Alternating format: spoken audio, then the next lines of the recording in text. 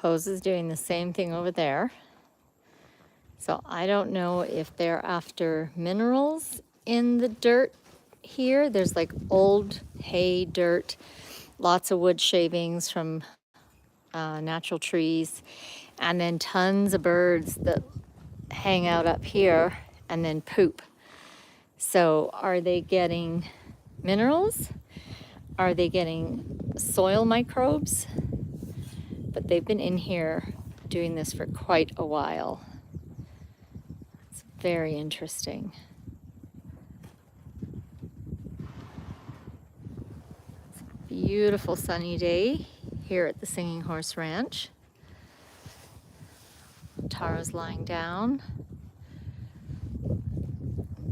Raven's meditating, and Omar's also getting stuff from the soil. Hi, you guys.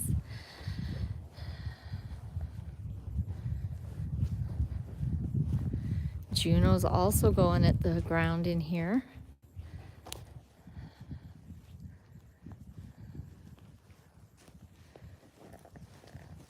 What you getting from there, Omar? Hey? I'm so interested to analyze this and see what it is that they get from here.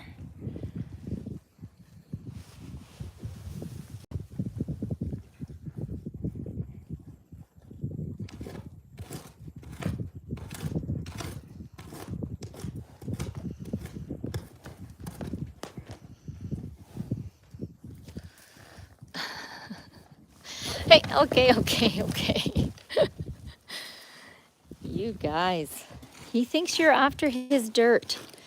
Yeah, he doesn't know you want to come be part of the live stream. He thinks you're after his whatever he's got there.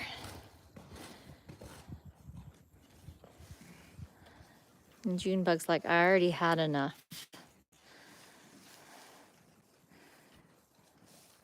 They're still going at it. This is, oh man, I wish I had a soil sample kit or a way to test. I would love to know what they're getting from here.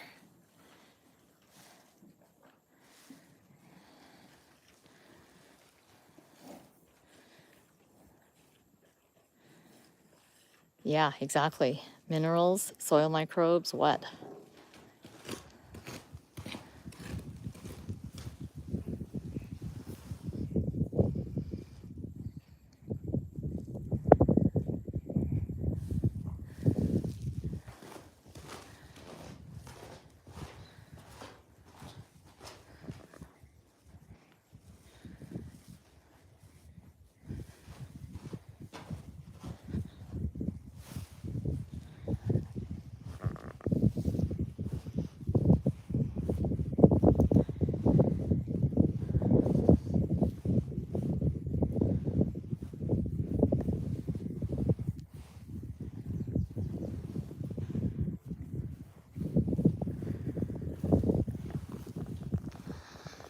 Yeah, it's absolutely stunning here.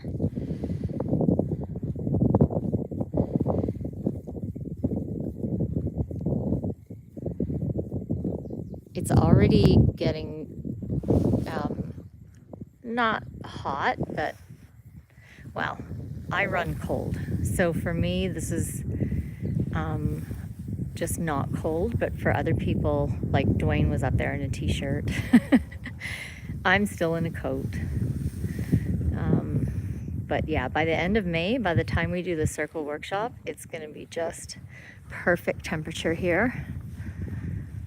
And as you can see, the fields are all greening up.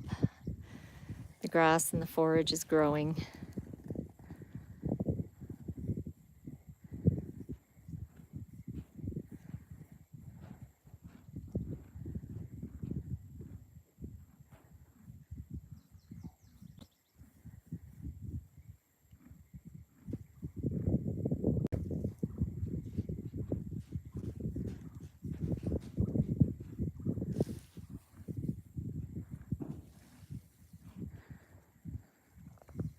So I see Omar coming, so I'm going to move away so he doesn't bug Montaro because he might be called to where I am.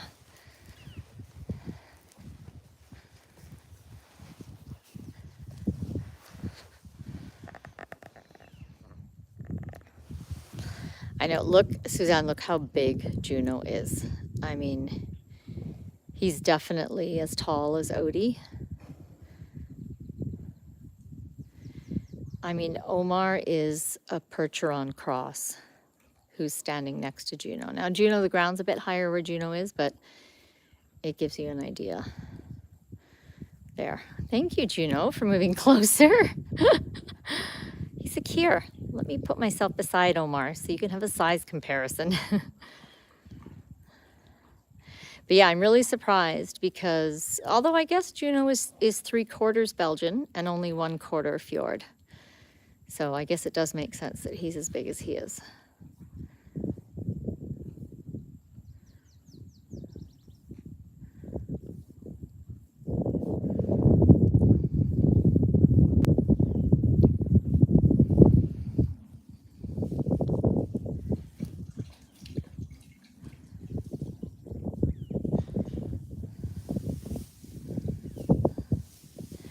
Natalie says, can Omar give me a message for today? I don't know, you just gotta watch him yourself and see what you pick up. Just tune into his being and his energy and see if anything pops into your mind or into your imagination.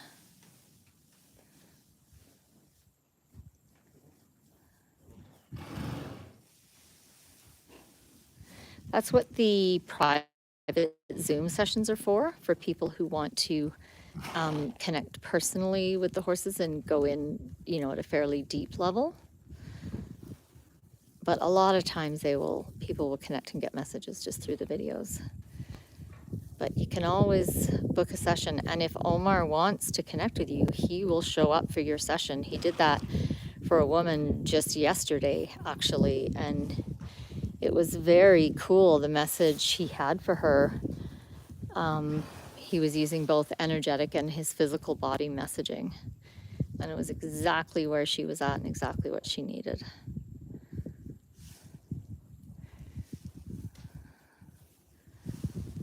So this herd, part of the herd is in here.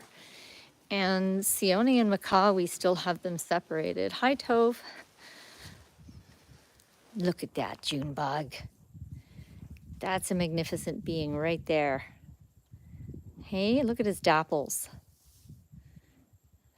Do you know you're as beautiful as your mama and your daddy put together?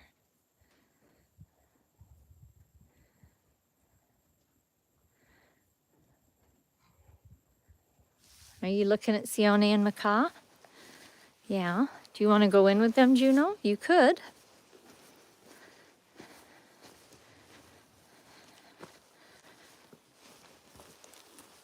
Yeah, they're over there.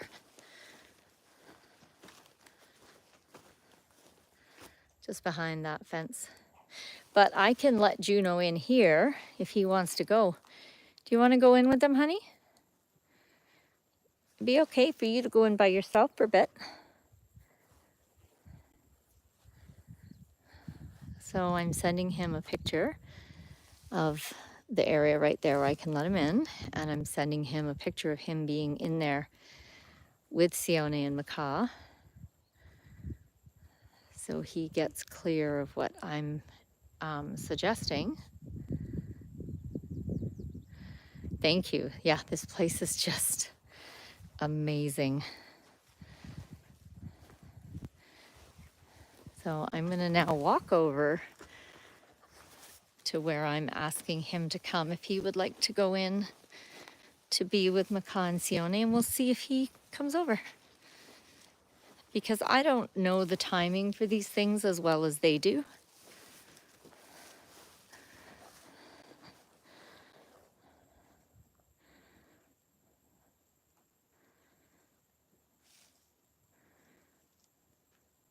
No, and he's gone back to eating minerals or soil or whatever it is that they're getting. Posa, Zeta, and Cobra are still going at it hard. This is the first time we've seen this. So, is it something that balances all the fresh green grass that's sprouting right now? There's also, let's see if I can see some. There's little white flowers that are super toxic. If the horses eat them, they will swell up. They're like these. But they're everywhere. I mean, it's weird that there's not too many in here, because there's parts of the fields where it's just a carpet of these white flowers. Oh, hello. Well, somebody got my picture. It wasn't Junebug, but these guys got my picture.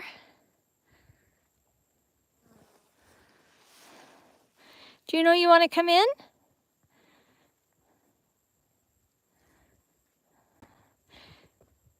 Thank you, Marjo. Yes, we are really blessed to be able to be here. Oh, Posa. Posa, do you want to come in? See your mama? No, that's hilarious. Oh, Daleen, yeah. Right? Little June bug.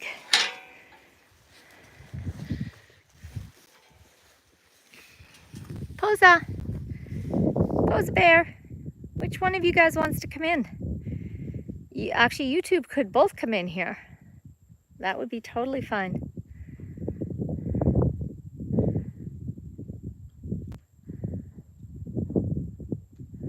No, walking away.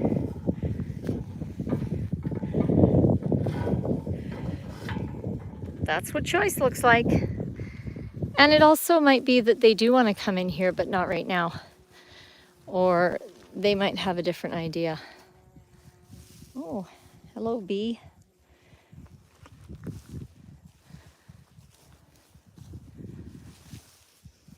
Look at you two beauties. They want in with the herd. But we have to do this carefully because Macaw and Raven are quite spicy together. So we don't want Macaw to be overwhelmed with Raven and all the other horses together at once. So the plan is to put Raven and Omar into a separate field and let these two out with the rest of the herd, let them get integrated and settled, and then let Raven and Omar back out.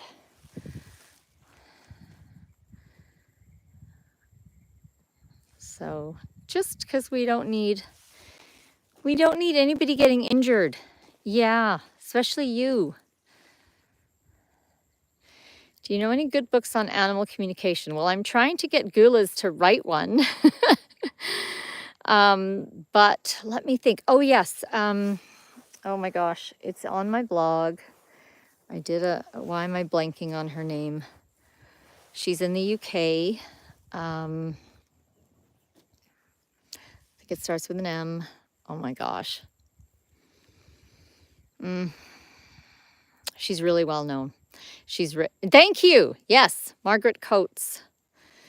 One of her books, like a lot of her earlier books, it's like she's trying to not get rejected by the mainstream, or she's trying to make her ideas palatable to the mainstream.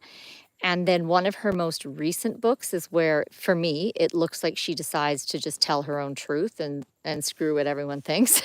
And that's the book that I love. So I do, if you go type her name into my blog, Marguerite Coates, it'll pull up my review of her books and the one that I like the best. It was years ago that I wrote the review, so I can't remember, but it's an excellent, excellent book.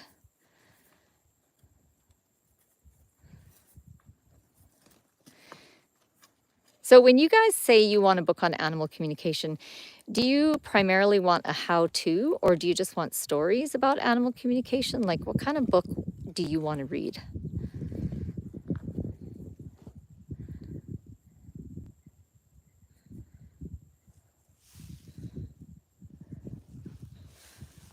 How to. Okay, thank you.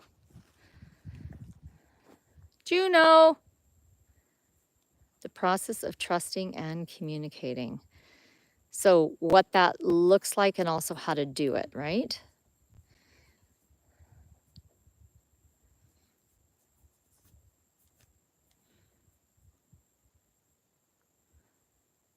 Junebug, come up here. Okay, thanks, Daleen. Like, I have an idea, you guys, and they're not liking my idea. They're like, your idea is not really a great idea. Oh, and these guys have another idea. They're like, just let us out there. And I'm not liking their idea. So this is very interesting. You guys asked for animal communication. Well, here it is right here. Like you can see from their body language, and you can see from Juno and Pose's body language. Like, I don't even know where Pose is. She's gone somewhere. You can see exactly what all of these horses think about my idea of them coming in here and these guys' idea about, no, we just want to get out there. And this is the communication that we're having right now. And I'm saying, I don't want you to go out there because it could potentially get too rough for Macaw. And so there's an easier way that we can do this. Also, this is another, interesting logistic about having the horses here where I am not the resident person here taking care of them. Gula's is. And so I also have to respect that, and I have to respect her position because any consequences that happen here, she's going to have to deal with. So if this was my property and I'm in charge and I'm the primary caretaker, I mean, if it's my property where I live, then I choose to let Macaw out. And if he gets injured or Raven gets injured, then I'm the one who will. So Juno's like, my idea is to come in this fence, this gate. Well, I don't want to let you in that gate because they can get out. Well, I don't know. We'll see. But anyway, yeah, the logistics of it, that how this herd integration goes has to be Guliz's idea because she has to take the consequences if she makes a wrong call. So, yeah, that's another reason we have to stick to her plan. Now, if she was here right now, she might choose to let them out. But she's not. Macaw seems eager to go forward, but hesitant. Well, let's see.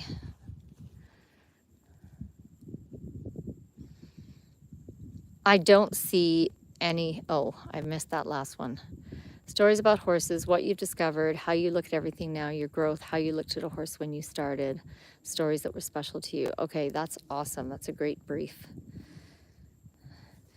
I don't see a lot of hesitancy in Macaw. What I see coming out of him right now is his warrior side.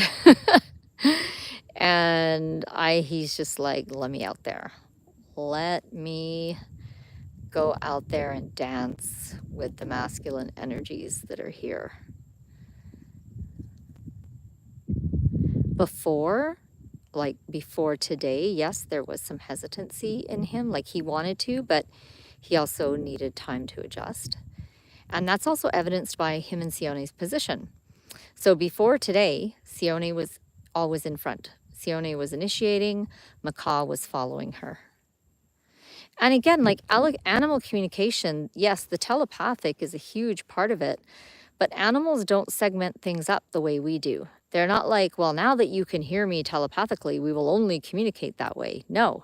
And again, I've written a post on this whole aspect that the whole self is involved in communicating. And horses don't chunk it up. They don't do experiments like human. Let's lock you in a room and see if what you're saying you're doing telepathically is actually true. Horses don't do that. They're like, we're here, we're communicating. Let's communicate with our senses, our body language, our energetic field, telepathy, everything. They use the whole spectrum, and we can too. And you can see between Juno and Macaw. So Juno's coming forward, but he's being cautious. Yeah. but Macaw is not wavering. Macaw is 100%, I got a bead on you, I'm fixed on you, let me at you. And Juno is just like, and now we see why Juno didn't want to just come straight in here where I was asking him to.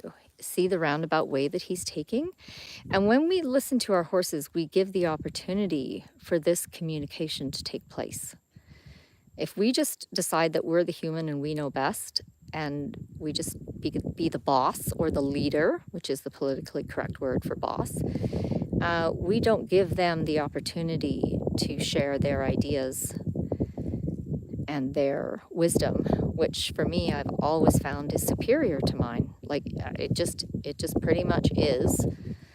And now we'll see, they'll show you why. They'll show you why our human, maybe not with Juno. Yeah, they still are. See, I mean, and before, like with Raven, they were going up on the fence.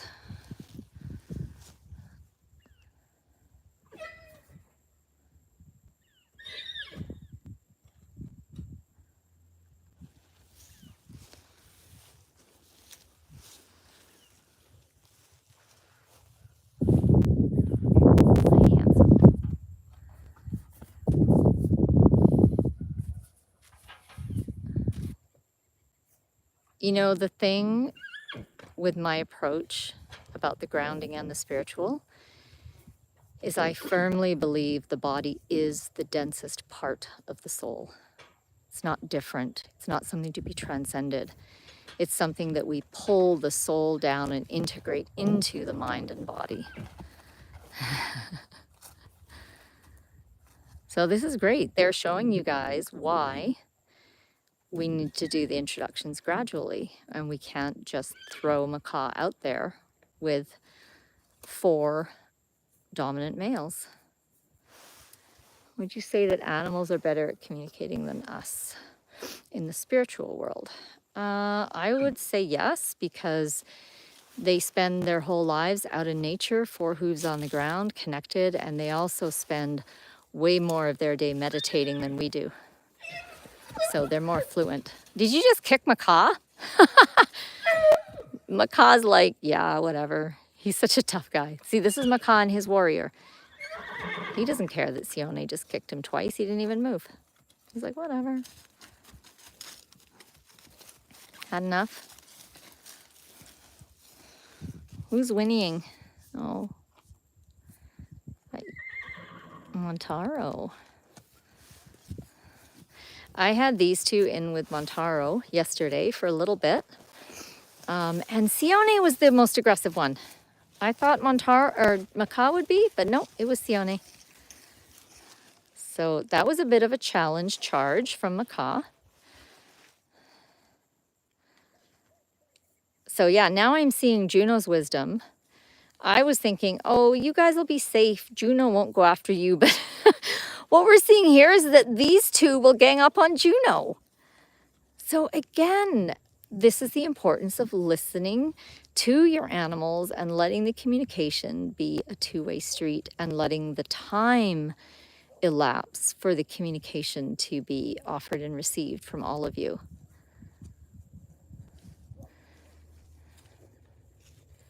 And they're done.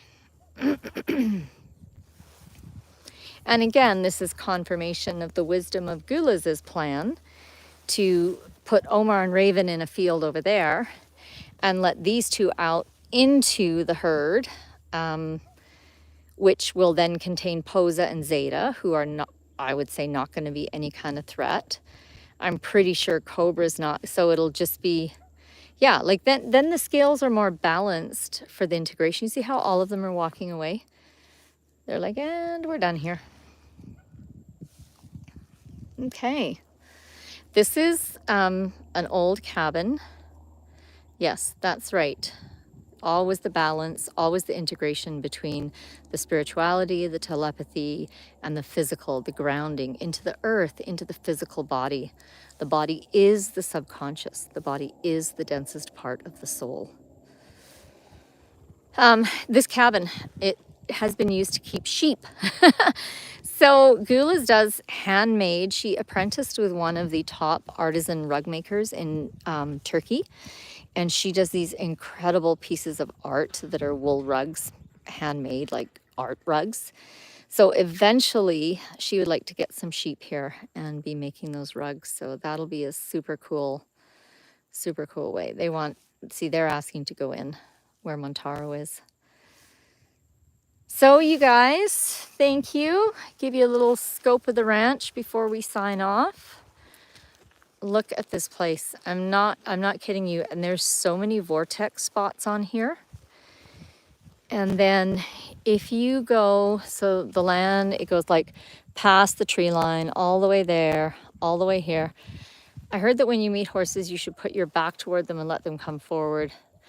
The horse came out. You can, yeah. I mean, that's nice because humans tend to be really dominant. So if you turn your back, it gives them a chance to speak and make a decision. You can also just have your body sideways to them. Like if you notice, if you watch horses, if horses square up, it's what we just saw with Macaw and Juno. It's kind of a bit of an aggressive, I'm in your space movement.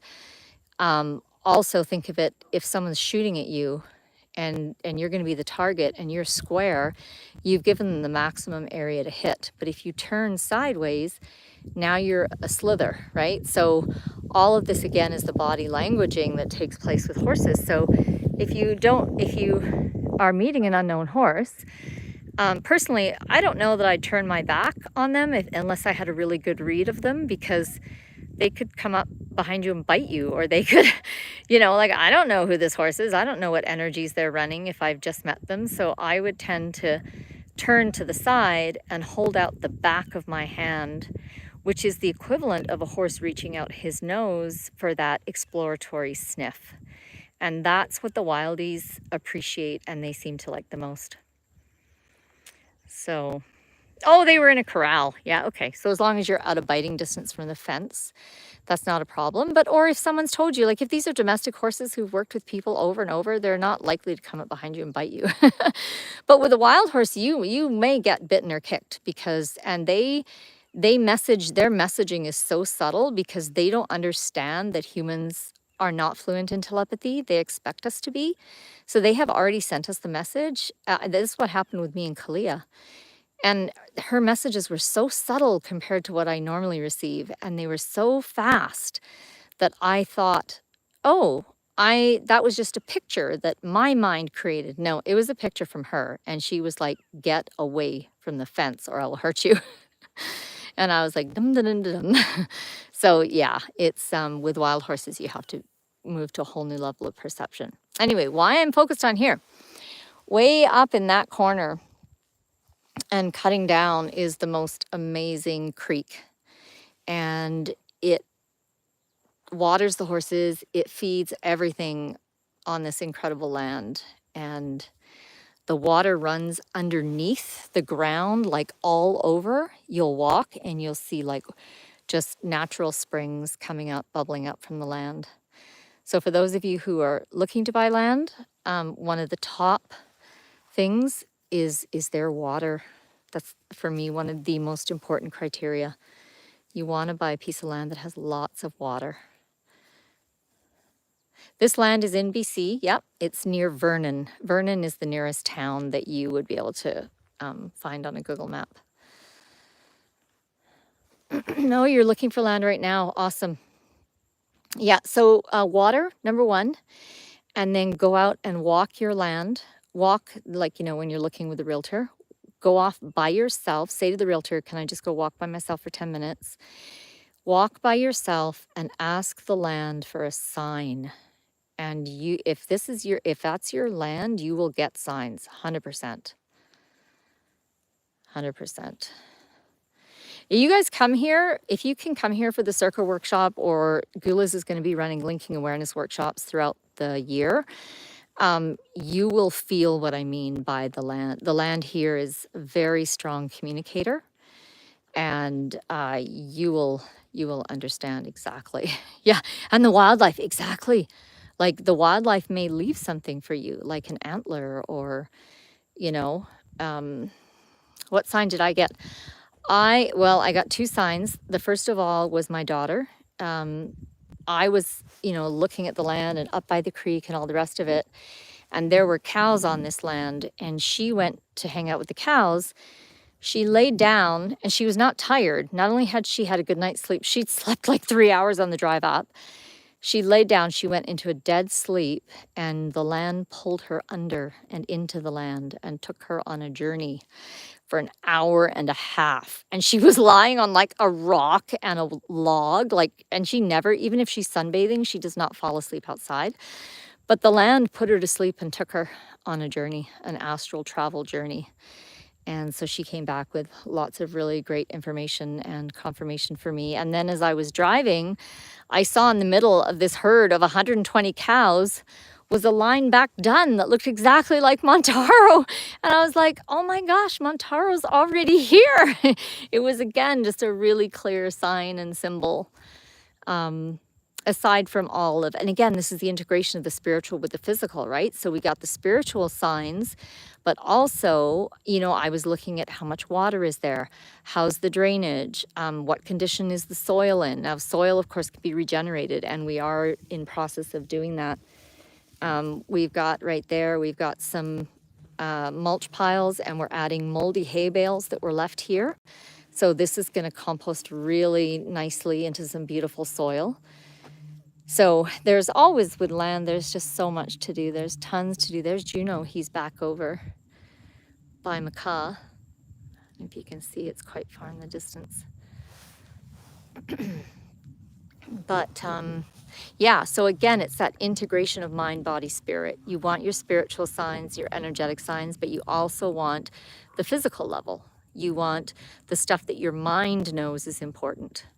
And you want to pull all those together. And that is the secret to being successful in life, is that integration of mind, body, spirit.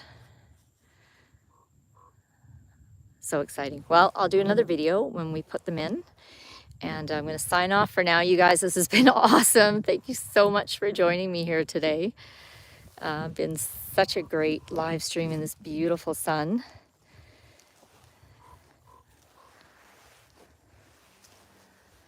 How did you know where to look in the first place? I didn't. Well, my parameter, so here's my mind, bringing my mind into it. My parameter was I needed to be within 6 hours drive of my home and where my kids were going to school, because that's as far as I can drive in a day and still feel okay.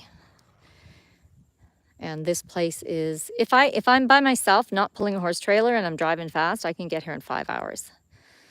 So this place came right in on my parameter with that. And I also wanted to be off-grid.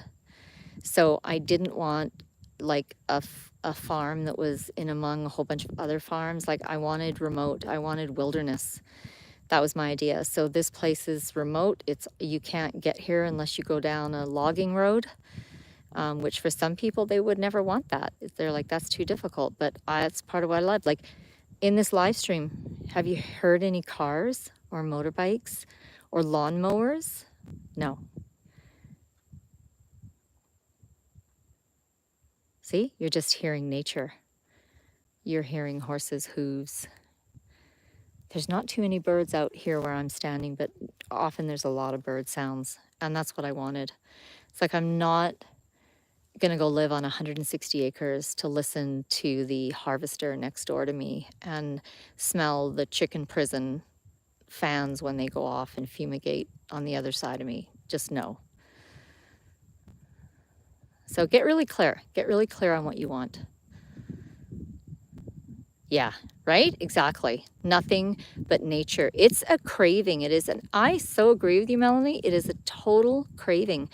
It's like we need to feed that part of ourselves. And that's why, so when you're saying, why did you get this ranch? That's one of the reasons why. Like I felt the herd telling me to create a space for them where you guys could come and experience that and have your nervous system in your visceral body to experience that. Yes, MB, there is. Gula's lives here, and there's another person and probably another person coming. She's an herbalist and she's a trauma counselor, so she's probably going to be coming to live here. So we will have a community that supports the land and the horses, and also available for different workshops here. So that's what we're building, and it's sticky. There's so much negotiating, and everyone's got to rise and get really clear on their boundaries, and it's a process. And Gulas and I are going to be doing a podcast on some of this.